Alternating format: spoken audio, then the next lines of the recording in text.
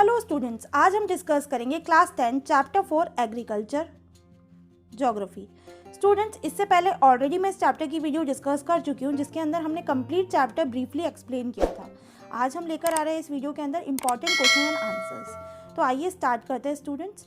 First question, establish the difference between commercial farming and subsistence farming with the help of suitable example.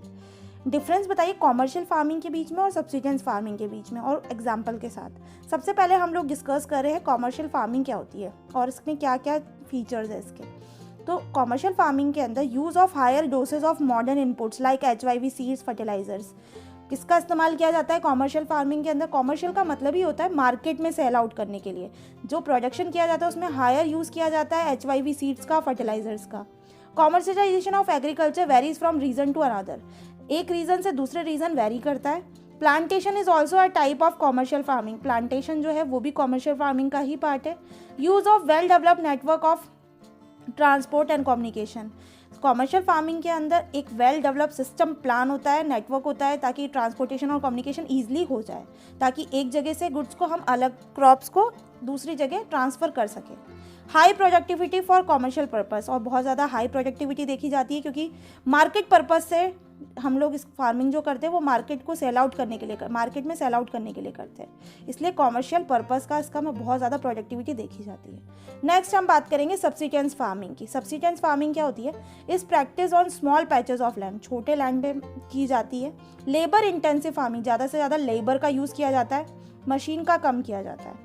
Use of primitive tools, पुराने tools का इस्तेमाल ज़्यादा किया जाता है। Dependent on monsoon, monsoon पर dependent रहती है farming. Called as slash and burn agriculture, इसको स्लैश और बर्न एग्रीकल्चर के नाम से भी जाना जाता है। एग्जाम्पल की बात करें तो rice is a commercial crop in Haryana and Punjab. अगर हम राइस की बात करें तो ये एक तरीके से कॉमर्शियल क्रॉप है, मतलब मार्केट में सेल आउट की जाती है क्योंकि बहुत ह्यूज प्रोडक्शन किया जाता है हरियाणा और पंजाब में। But in Orissa it is a subsistence crop. पर अगर हम उड़ीसा की बात करें तो वहाँ पर सब्सिस्टेंस क्रॉप है क्योंकि वहाँ स्मॉल पैचेस ऑफ लैंड में ही राइस की खेती की जाती है। नेक्स्ट क्वेश्चन है, explain the feature of 3 cropping season in India. Features बताइए 3 क्रॉपिंग सीजन कौन कौन से प्रिवेल करते हैं इंडिया के अंदर। तो स्टूडेंट 3 जो सीजन्स है क्रॉप्स के वो है राबी क्रॉप, खरीफ क्रॉप और जायद सीजन। अब राबी क्रॉप्स में क्या क्या रिक्वायरमेंट होती है? These crops are sown in winter from October to December. ये क्रॉप्स विंटर में सोन की जाती है अक्टूबर से लेकर दिसंबर, और हार्वेस्ट कब की जाती है? समर्स के अंदर फ्रॉम अप्रैल टू जून। खरीफ की बात करें तो ये क्रॉप्स ग्रोन की जाती है ऑनसेट ऑफ मानसून के टाइम, और हार्वेस्ट कब करी जाती है? सितंबर और अक्टूबर के बीच में। और जायद की बात करें तो in between the rabi and kharif season, दोनों के बिटवीन में जो आता है there is a short season during the summer months known as the zaid season, और शॉर्ट सीजन आता है समर मंथ्स के बीच में, उसको हम कहते हैं जायद सीजन। एग्जाम्पल राबी क्रॉप्स में क्या क्या आते हैं? वीट, बार्ले, पीस, ग्राम और मस्टर्ड। खरीफ क्रॉप में rice, maize, jowar, bajra, tur, moong, urad, cotton, jute etcetera. और जायद सीजन में watermelon, muskmelon, cucumber, vegetables, fodder crops of and sugarcane, ये जायद सीजन में आती है। Next, northern and north western state such as Punjab, Haryana, Himachal Pradesh, Jammu and Kashmir, Uttaranchal, Uttar Pradesh, यहाँ पर राबी क्रॉप्स की प्रोडक्शन किया जाता है। और some of the most important kharif regions है Assam, west Bengal, coastal region of Orissa, the Konkan coast and etcetera. ये रीजन्स है जहाँ पर खरीफ क्रॉप्स की खेती ज़्यादा देखने को मिलती है। नेक्स्ट क्वेश्चन है question number 3, distinguish between geographical condition required for the production of T and coffee. Geographical conditions बताइए टी और कॉफ़ी के लिए। तो टी और कॉफ़ी का हम डिफ्रेंशिएट करेंगे। टी में टेम्परेचर कितना रिक्वायर्ड होता है? 20 degree centigrade to 30 degree Celsius, और कॉफ़ी में चाहिए होता है 15 डिग्री सेल्सियस से लेकर 28 डिग्री सेल्सियस।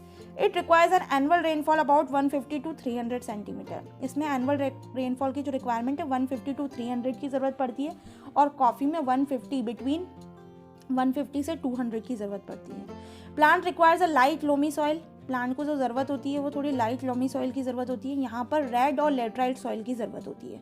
कौन कौन से स्टेट्स है प्रोड्यूसिंग स्टेट्स है टी के लिए? असम, वेस्ट बंगाल, तमिलनाडु और केरला। और कॉफ़ी के लिए Tamil Nadu, Kerala and Karnataka. Next question, which are the 2 staple food crops of India. कौन से 2 स्टेपल फूड क्रॉप है इंडिया के? Compare and contrast the climatic and soil requirement of the 2, दोनों को कंपेयर कीजिए। तो rice and wheat are the 2 staple food crops of India. Rice और wheat 2 staple food crops है इंडिया के अंदर। अब दोनों को हम कंपेयर करते हैं कि क्या क्या रिक्वायरमेंट है। राइस के लिए बात करें तो it requires an average temperature of 25 degree Celsius with minor variation during the sowing, growing and harvesting season. और वीट में रिक्वायर होता है 21 डिग्री सेल्सियस टेम्परेचर। रेनफॉल की बात करें तो राइस को चाहिए होता है 100 सेंटीमीटर से अबव रेनफॉल, और वीट को चाहिए होता है between 50 to 75 centimetre of rainfall. ये इसको क्या रिक्वायरमेंट होती है, लॉमी और अलुवियल सॉइल, और लॉमी, डोमेट and black soil is required for wheat. Rice producing states are West Bengal, Andhra Pradesh, Uttar Pradesh etcetera. और वीट प्रोड्यूसिंग स्टेट्स है Punjab, Haryana, western Uttar Pradesh and Madhya Pradesh. Now next question, what is slash and burn agriculture, explain its salient features. Slash और burn agriculture क्या होता है, इसके कुछ features बताइए। तो slash and burn agriculture is the other name for shifting agriculture. इसका दूसरा नाम है शिफ्टिंग एग्रीकल्चर।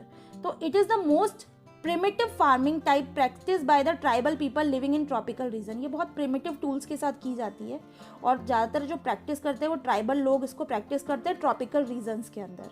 और साइलेंट फीचर्स की बात करें हम इस टाइप के एग्रीकल्चर की, तो primitive tools like hoe, dao and digging sticks are used for cultivation. पुराने जो टूल्स हैं जो चले आ रहे हैं प्रोडक्शन के लिए, उनका इस्तेमाल किया जाता है। और ये जो फार्मिंग है पूरी की पूरी किस पे डिपेंडेंट रहती है, मानसून पे डिपेंड रहती है, नेचुरल फर्टिलिटी पे डिपेंड करती है सॉइल की, और अदर इन्वायरमेंटल कंडीशंस पे डिपेंड करती है।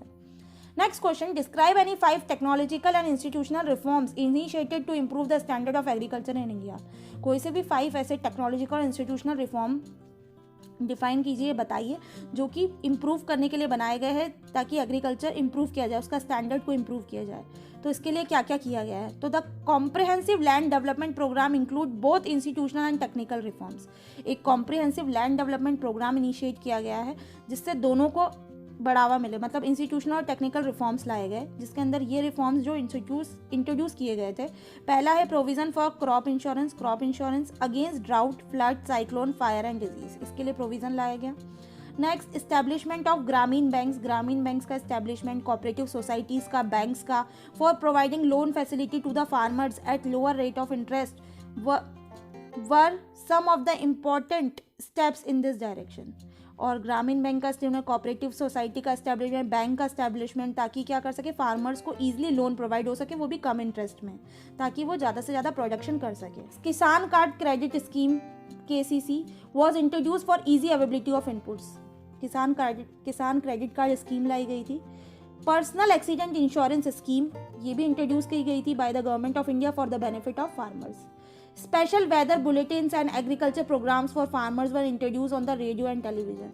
रेडियो और टेलीविजन पे भी special weather bulletins, agriculture programmes initiate किए गए थे ताकि अवेयरनेस क्रिएट की जा सके। Now next question, what was the main aim of Bhoodan. Bhoodan का मेन एम क्या था, तो its main aim to give land to the landless villagers. Land देना जिनके पास जमीन नहीं है उनको, इसका मतलब है भूदान। Which term is used for growing of small land holdings with bigger ones? कौन सा टर्म यूज किया गया है स्मॉल लैंड होल्डिंग्स के लिए, जब हम ग्रुप करते हैं बिगर वन से, तो consolidation of land holdings use किया गया है। Next question, what is white revolution related to. White revolution किससे रिलेटेड था, तो it is related to production of milk. Production of milk से रिलेटेड है, और इसको एक और नाम क्या कहा जाता है, ऑपरेशन फ्लड भी कहा जाता है। Name the crops in which India is the largest producer and consumer. ऐसी कौन सी क्रॉप है जो इंडिया लार्जेस्ट प्रोड्यूसर भी है और कंज्यूमर भी है, तो वो है पल्सेस।